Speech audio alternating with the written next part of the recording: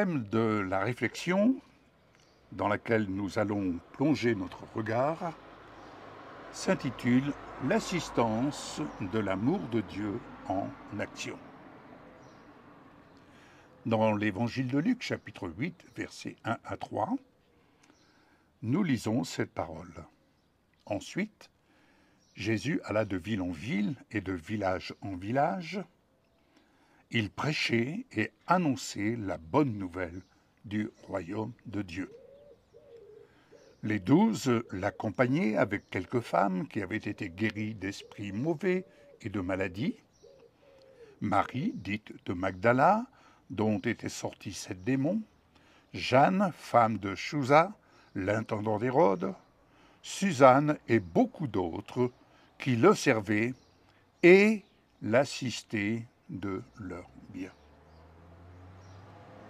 Ces femmes, par leur dévouement et leur générosité, jouaient un rôle crucial dans le ministère de Jésus. Elles utilisaient leurs ressources pour subvenir aux besoins de Jésus et de ses disciples, démontrant ainsi une foi et une fidélité profonde. Leur soutien matériel permettait à Jésus de se consacrer pleinement à sa mission divine, sans se soucier des nécessités quotidiennes. Cette assistance était une manifestation tangible de leur gratitude et de leur reconnaissance pour les miracles et la guérison qu'ils avaient reçus. C'est grâce à ce soutien indéfectible que Jésus pouvait continuer à prêcher la bonne nouvelle du royaume de Dieu, touchant ainsi de nombreuses vies.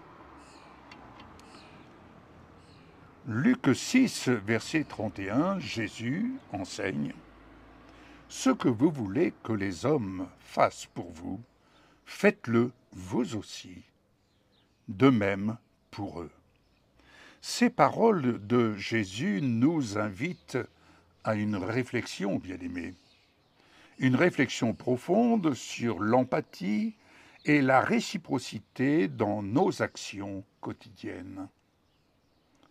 En aidant les autres, nous faisons preuve d'amour et de compassion, des valeurs centrales de l'enseignement de Jésus.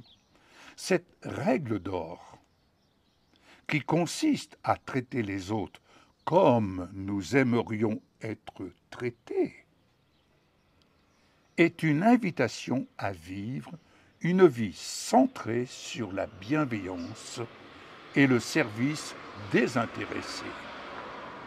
C'est ainsi que nous pouvons véritablement incarner les principes du royaume de Dieu dans notre vie de tous les jours.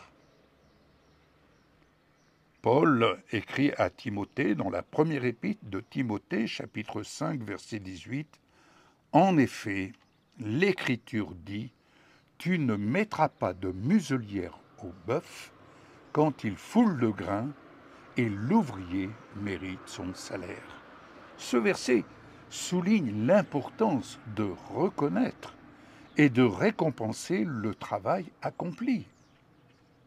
De la même manière que l'on permet au bœuf de manger du grain pendant qu'il travaille.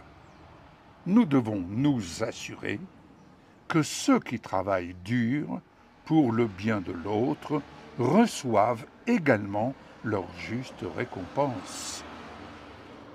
Cette métaphore agricole nous permet et nous rappelle que la justice et l'équité exigent que nous prenions soin de ceux qui nous servent et œuvrent pour le bien commun. L'assistance des femmes envers Jésus et ses disciples est un parfait exemple de cette maxime. Leur soutien ne consistait pas seulement en des paroles, mais en des actions concrètes.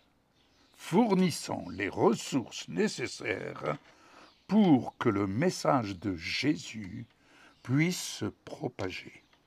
En retour, ces femmes recevaient la bénédiction de participer à une mission plus grande qu'elles-mêmes, illustrant ainsi la réciprocité divine et humaine. Nous sommes ainsi appelés, bien-aimés, à réfléchir à notre propre engagement envers ceux qui nous entourent. Comment pouvons-nous utiliser nos ressources pour soutenir les autres de manière significative? En suivant l'exemple des femmes qui ont accompagné Jésus, nous pouvons transformer nos actions en actes de foi et de dévouement, contribuant ainsi à une société plus juste et compatissante. Amen.